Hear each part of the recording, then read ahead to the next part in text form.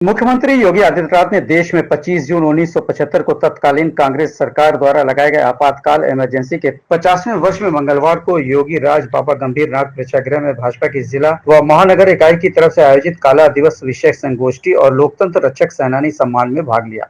मुख्यमंत्री योगी आदित्यनाथ ने कहा कि कांग्रेस की आस्था कभी भी भारत के संविधान और लोकतंत्र में नहीं है। जब भी उसे मौका मिला उसने संविधान का गला घोटने और लोकतंत्र को कुचलने का कार्य किया। जब मौका नहीं मिला तो उसने संविधान और लोकतंत्र की दुहाई देकर जनता को गुमराह किया। वास्तविकता यही है कि आज भी संविधान और लोकतंत्र को खतरा कांग्रेस और ईडी गठबंधन में शामिल उसके सहयोगी दलों से है। मुख्यमंत्री ने 28 लोकतंत्र रक्षक सेनानियों को सम्मानित करने के बाद कहा, 50 वर्ष पहले आज ही के दिन मध्य रात्रि में तत्कालीन प्रधानमंत्री इंदिरा गांधी के नेतृत्व में कांग्रेस सरकार ने भारतीय संसदीय लोकतंत्र का एक काला अध्याय लिखा था। देश के संविधान का गला घोंटकर आपातकाल लागू कर कांग्रेस ने लोकतंत्र को तहस नहस करने की कुचेष्टा की थी। इमरजेंसी लगाकर कांग्रेस ने नागरिकों के मौलिक अधिकार छीन लिए थे, न्यायालयों को उनके अधिकारों से वंचित कर दिया था। जिन लोगों ने इस तानाशाही रवैये का विरोध किया उन्हें जेल में डालकर अमानवीय यातनाएं दी गईं। कांग्रेस के इस कृत्य में से संविधान कराह उठा था, लोकतंत्र तड़प गया था। ये लोकतंत्र को कुचलने की प्रकाष्ठा थी। मुख्यमंत्री योगी आदित्यनाथ ने कहा कि आपातकाल में कांग्रेस का बर्बर चेहरा सबके सामने आया। उसने संविधान की मूल आत्मा कही जाने वाली प्रस्तावना में संशोधन करके उसकी आत्मा को नष्ट करने का प्रयास किया था। उस समय आवाज उठाने अटल बिहारी वाजपेयी, जयप्रकाश नारायण, मोरारजी देसाई, लालकृष्ण आडवाणी समेत विपक्ष के सभी नेताओं और लोकतंत्र समर्थकों को गिरफ्तार कर जेल में डाल दिया गया था। मुख्यमंत्री ने कहा कि आज भी कांग्रेस पार्टी का चेहरा भले ही बदल गया हो, लेकिन सत्ता से बाहर होने के बावजूद उसका मूल चरित्र वही है जो आपातकाल के समय था। कांग्रेस को जब भी अवसर मिला उसने लोकतंत्र और संविधान का गला घोटने से परहेज नहीं किया। मुख्यमंत्री ने कहा कि स्वतंत्र भारत में जो संविधान एकता और अखंडता के लिए अंगीकार किया गया था, उसमें कुछ दिनों बाद जबरन धारा 370 लाकर कांग्रेस ने कश्मीर में आतंकवाद की नींव रख दी। अगर दृष्टिगत की पोषक धारा 370 नहीं होती तो कश्मीर में आतंकवाद और विस्थापन की समस्या नहीं होती। मुख्यमंत्री ने कहा कि 1950 से लेकर 2014 तक कांग्रेस की सरकारों ने स्वार्थ पूर्ति के लिए 75 से अधिक संशोधन किए। कांग्रेस ने धारा 356 का इस्तेमाल कर 90 से अधिक बार राज्य सरकारों को बर्खास्त किया। मुख्यमंत्री ने कहा कि वर्तमान और भावी पीढ़ी को कांग्रेस के कुकृतियों से अवगत कराने की जरूरत है ताकि फिर किसी पीढ़ी को आपातकाल जैसी स्थिति का सामना न करना पड़े। मुख्यमंत्री ने आज सम्मानित हुए लोकतंत्र रक्षक सेनानियों के जज्बे को नमन करते हुए कहा कि उन्हें सम्मानित करने का अवसर मिलना सौभाग्य की बात है। भारतीय जनता पार्टी गोरखपुर महानगर और जनपद के द्वारा लोकतंत्र सेनानियों के सम्मान के लिए आयोजित आज के इस कार्यक्रम में मंच पर उपस्थित भारतीय जनता पार्टी के प्रदेश के उपाध्यक्ष और विधान परिषद सदस्य डॉक्टर धर्मेंद्र सिंह जी, क्षेत्रीय अध्यक्ष श्री सहजानंद राय जी, हमारे विधायकगण गोरखपुर ग्रामीण से श्री विपिन सिंह जी, पिपराइच से श्री महेंद्र पाल सिंह जी, चिल्लूपार से श्री राजेश त्रिपाठी जी, सहजनवा से श्री प्रदीप शुक्ला जी, पूर्व विधायक और लोकतंत्र सेनानी श्री शीतल पांडे जी, महानगर महामंत्री श्री ओम प्रकाश शर्मा जी, जिला उपाध्यक्ष छोटेलाल मौर्य जी, मनोज शुक्ला जी, महानगर और जनपद के अंदर रह रहे सभी हमारे लोकतंत्र सेनानीगण और उपस्थित गोरखपुर के सभी भारतीय जनता पार्टी के पदाधिकारी, कार्यकर्ता, बहनों और भाइयों, भारत के संसदीय लोकतंत्र का एक काला अध्याय आज से ठीक 50 वर्ष पहले मध्य रात्रि में श्रीमती इंदिरा गांधी जी के नेतृत्व में कांग्रेस ने लिखा था। जब इस देश के अंदर संविधान का गला घोंटते हुए लोकतंत्र को नष्ट करने की एक साजिश के तहत कांग्रेस ने इस देश पर आपातकाल थोपा था। नागरिकों के अधिकार समाप्त कर दिए गए, प्रेस की आजादी छीन ली गई, न्यायालयों को उनके अधिकारों से वंचित कर दिया गया और पूरे देश के अंदर एक तानाशाही जैसा माहौल तत्कालीन कांग्रेस ने लागू करने जब कुत्सित कार्य किया था। आज हम सब कांग्रेस पार्टी के इस तानाशाही पूर्ण रवैये के खिलाफ 50 वर्ष पूर्ण होने के उपरांत अपने उन लोकतंत्र सेनानियों का सम्मान करने के लिए यहां पर आए एकत्र हुए हैं, जिन्होंने उस समय अपने परिवार की चिंता किए बगैर भारत के संविधान को बचाने के लिए, भारत के लोकतंत्र को बचाने के लिए अपने आप को संघर्ष में झोंका था। उन सब का आज हम यहां पर अभिनंदन कर रहे हैं, स्वागत कर रहे हैं। आपने यहां पर अभी प्रस्तावना में लोकतंत्र सेनानी और पूर्व विधायक श्री शीतल पांडे जी के उद्बोधन को सुना कि कैसी अमानवीय यातना उस समय लोगों पर, आम नागरिकों पर कांग्रेस सरकार के द्वारा डालने का प्रयास किया गया। कैसे गलत तरीके से चुनाव जीतने और चुनाव का परिणाम जब इलाहाबाद उच्च न्यायालय के द्वारा बदलने का आदेश देने के उपरांत देर रात्रि में तत्कालीन प्रधानमंत्री श्रीमती इंदिरा गांधी जी ने देश को आपातकाल की ओर झोंकने का कार्य किया था। देश का संविधान करा उठा था, लोकतंत्र तड़प रहा था, मौलिक अधिकार समाप्त कर दिए गए थे और भारत के अंदर अव्यवस्था और अराजकता का एक माहौल पैदा करने का कार्य कांग्रेस की सरकार ने किया। कांग्रेस ने आज से 50 वर्ष पहले आपातकाल थोपा। यह लोकतंत्र और संविधान को कुचलने की एक पराकाष्ठा थी। ऐसा नहीं कि कांग्रेस ने आजादी के तत्काल बाद लोकतांत्रिक मूल्यों का सम्मान किया हो। जब भी कांग्रेस को अवसर मिला, कांग्रेस ने लोकतंत्र का गला घोंटने से कभी कोई परहेज नहीं किया। याद करिए, देश की अखंडता को बनाए रखने के लिए भारत के जिस संविधान ने हम सबको एक व्यवस्था दी और स्वतंत्र भारत में जिस संविधान के माध्यम से हम संपूर्ण भारत को एकता और एकात्मता के सूत्र में बांध करके आगे ले जा सकते हैं, इस भारत के लिए जो संविधान हमें प्राप्त हुआ था, आजादी के कुछ ही यदि संविधान लागू होने के कुछ ही दिनों के बाद कांग्रेस की तत्कालीन सरकार ने धारा 370 जबरन भारत के संविधान में डाल करके भारत के अंदर आतंकवाद की नींव डालने का काम किया था। याद करिए, अगर भारत के संविधान में धारा 370 जैसे आर्टिकल नहीं आते तो भारत के अंदर जो आतंकवाद लंबे समय तक भारत को डसता रहा, हजारों लोग इसके शिकार हुए, लाखों लोगों को अपनी मातृभूमि से विस्थापित होने के लिए मजबूर होना पड़ा। बहनों और बेटियों के साथ किस प्रकार के मानवीय बर्बर अत्याचार कश्मीर के अंदर हुए, ये किसी से छुपा हुआ नहीं है। लेकिन कांग्रेस ने अपने राजनीतिक स्वार्थ के लिए तुष्टीकरण के हदों को पार करते हुए उस समय धारा 370 को डाल करके उसी समय से प्रारंभ कर दिया था। 1947 यानी 1950 में संविधान लागू होने के बाद से लेकर के 2014 तक कांग्रेस नेतृत्व की सरकार ने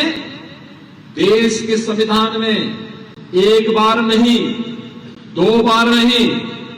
75 से अधिक बार संशोधन प्रस्तुत करके अपने स्वार्थों की पूर्ति करने का प्रयास किया। कांग्रेस का कभी लोकतंत्र पर विश्वास नहीं था। आपने देखा होगा संविधान की धारा 356 का दुरुपयोग करते हुए राज्यों में सरकारों को 90 से अधिक बार बर्खास्त, अनैतिक तरीके से बर्खास्त करने का कार्य कांग्रेस ने किया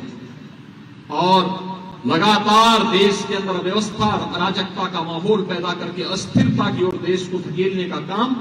कांग्रेस करती रही। संवैधानिक संस्थाओं को अपना मोहरा बनाती रही, अराजकता फैलाती रही, अव्यवस्था का शिकार बनाती रही और देश कांग्रेस के इस तानाशाही पूर्ण रवैये के खिलाफ जिस तरीके से उस समय लड़ा था 1975 के बाद 1975 उसका एक उदाहरण है। जब अटल बिहारी वाजपेयी जी को, जयप्रकाश नारायण जी को, मोरारजी देसाई जी को, श्री लाल कृष्ण आडवाणी जी को, देश के उन सभी बड़े नेताओं को देर रात्रि में ही गिरफ्तार करके जेल के अंदर डाल दिया गया। देश के अंदर जहां कहीं भी कोई व्यक्ति इस अराजकता के खिलाफ आवाज उठा रहा था, लोकतंत्र के समर्थन में लिख रहा था, बोल रहा था, किसी गोष्ठी में शामिल था या जहां कहीं से भी उन्हें लगता था कि यह व्यक्ति इनका प्रचारक हो सकता है, इनका वाहक हो सकता है, इस अभियान को आगे बढ़ा सकता है, उन सबको गिरफ्तार करके जेलों के अंदर डालने का काम तत्कालीन कांग्रेस की सरकार ने करने का कार्य किया था। कांग्रेस ने जो कार्य 1975 में किया था, आज भी भले वह सत्ता से बाहर हो, आज भी भले ही उसका चेहरा बदला हो, लेकिन मूल चरित्र अभी तक बदला नहीं है। आज भी कांग्रेस देश के अंदर रहती है तो उसका नेतृत्व देश के अंदर रह करके लोकतंत्र की दुहाई देने के नाम पर, संविधान की दुहाई देने के नाम पर देश की जनता को गुमराह करने का कार्य करती है। देश के बाहर जब ये लोग जाते हैं तो देश के बाहर जाकर के इनके द्वारा किस प्रकार के नकल टिप्पणियां की जाती हैं कि भारत के अंदर लोकतंत्र खतरे में है, भारत के अंदर अब लोकतंत्र नहीं बचा है, भारत की संवैधानिक संस्थाओं को कैसे कटघरे में खड़ा करने का कार्य करते हैं, भारत की चुनाव व्यवस्था पर कैसे प्रश्न खड़ा करने का कार्य करते हैं, कैसे देश को अराजकता की भट्टी में झोंकने का कार्य लोग करते हैं, ये किसी से छुपा हुआ नहीं है। और कांग्रेस की इन सभी वास्तविक चरित्र से ये देश अवगत हो सके, इसलिए 1975 हम सब के लिए एक स्मरणीय दिवस है। याद करिए, अभी हाल ही में हुए संपन्न लोकसभा चुनाव में कांग्रेस और उसके नेतृत्व के इंडी गठबंधन से जुड़े हुए दलों ने इस प्रकार की भूमिका के साथ देश की जनता को गुमराह करने का काम किया। कैसे इन्होंने संविधान के दुहाई देकर के देश की जनता को गुमराह करने का काम किया, कैसे इन्होंने महिलाओं को 1-1 लाख रुपए के फर्जी बॉन्ड के नाम पर बहकाने का काम किया, और कैसे कांग्रेस के नेतृत्व की सरकार ने देश के अंदर आरक्षण को समाप्त करने की उस झूठी मुहिम के आधार पर जनता जनार्दन को गुमराह करने का काम किया। सच्चाई तो यह है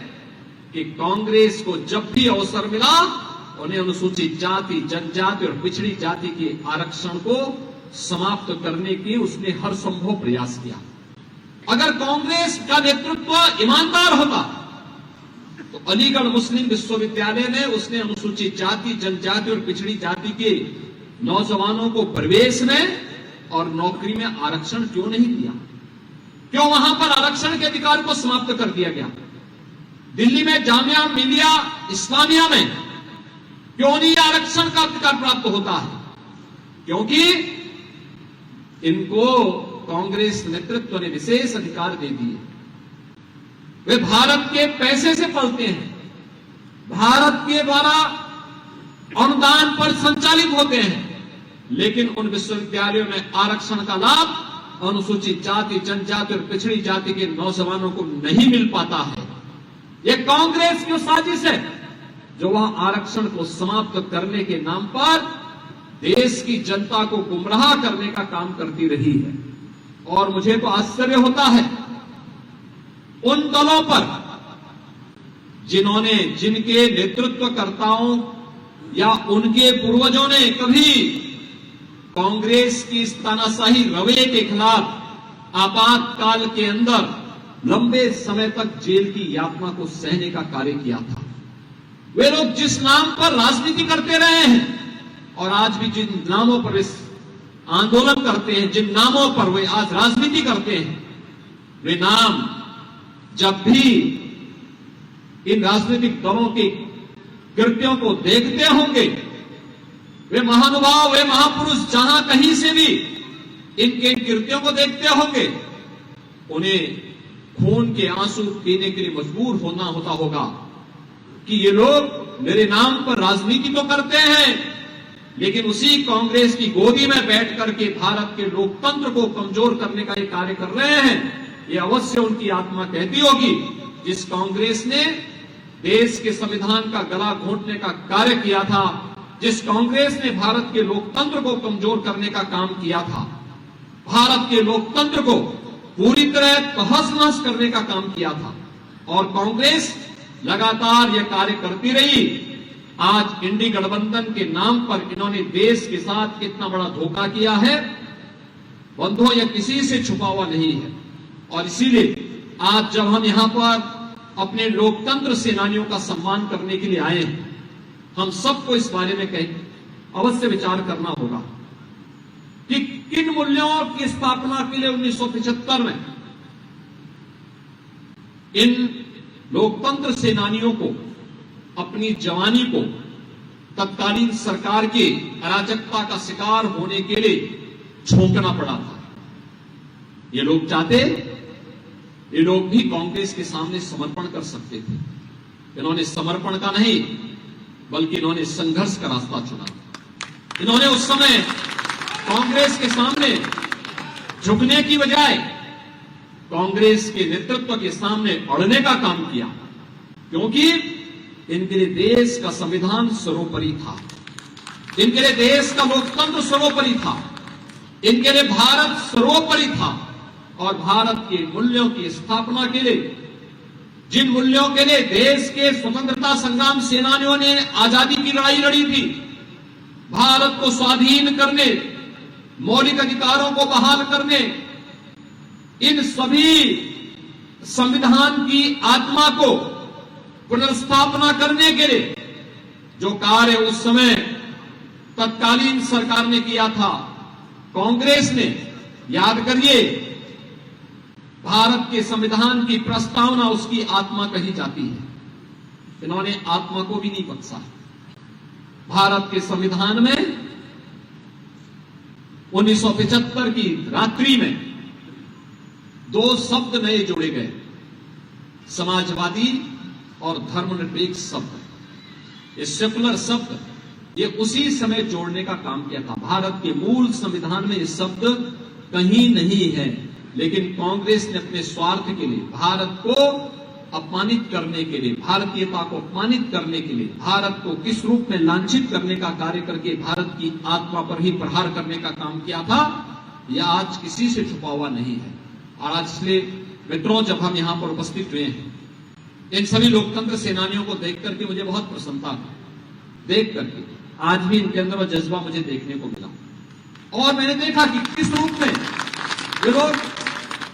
प्रत्यक्ष और अप्रत्यक्ष रूप से भारतीय जनता पार्टी को समर्थन करते हैं, सक्रिय रूप से भारतीय जनता पार्टी के साथ सहयोगी बनते रहे हैं। उन मूल्यों और आदर्शों के लिए जो भारत और भारतीयता को बचाता है, उसके लिए आज भी ये लोग कार्य करते हैं। पद और प्रतिष्ठा की चिंता के बगैर लगातार कार्य करते हैं, और जब ये आज कार्य करते हैं तब मुझे लगता है कि